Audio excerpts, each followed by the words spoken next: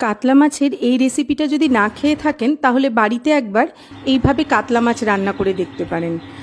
প্রথমে কাতলা মাছে নুন হলুদ মাখিয়ে সামান্য সর্ষের তেলের মধ্যে অল্প পাঁচফোড়ন দিয়ে মাছগুলোকে ম্যারিনেট করে নিয়েছি, যাতে পাঁচফোড়নের গন্ধটা কাতলা মাছের মধ্যে অ্যাবজর্ব করে নেয়। অন্যদিকে 1 চামচ মতো পাঁচফোড়ন আর 3-4টে শুকনো লঙ্কা একটু ড্রাই রোস্ট করে আমি সেটাকে মিক্সিতে গুঁড়ো করে নিয়েছি। এবার নামটা বলেই দিই, এই রান্নাটার নাম আচারি কাতলা।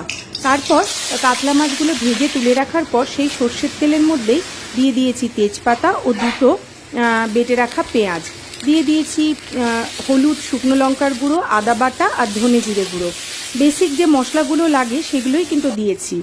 এই পাঁচফোড়ন গুঁড়োর যে মশলাটা সেটাই কিন্তু এটাকে একটা দুর্দান্ত স্বাদ দেয়।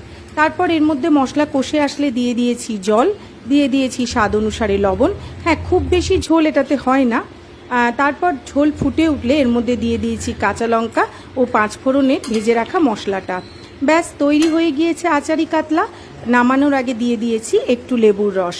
গরম গরম ভাতের সাথে এই আচারি কাতলা কিন্তু জাস্ট জমে যায়। গন্ধটা এত সুন্দর হয়। বাড়িতে একবার এইভাবে আচারি কাতলা তৈরি করে দেখবেন, আশা করি সবার ভীষণ ভালো লাগবে। ভালো লাগলে ফলো, লাইক ও শেয়ার করে দেওয়ার অনুরোধ রইল। নমস্কার।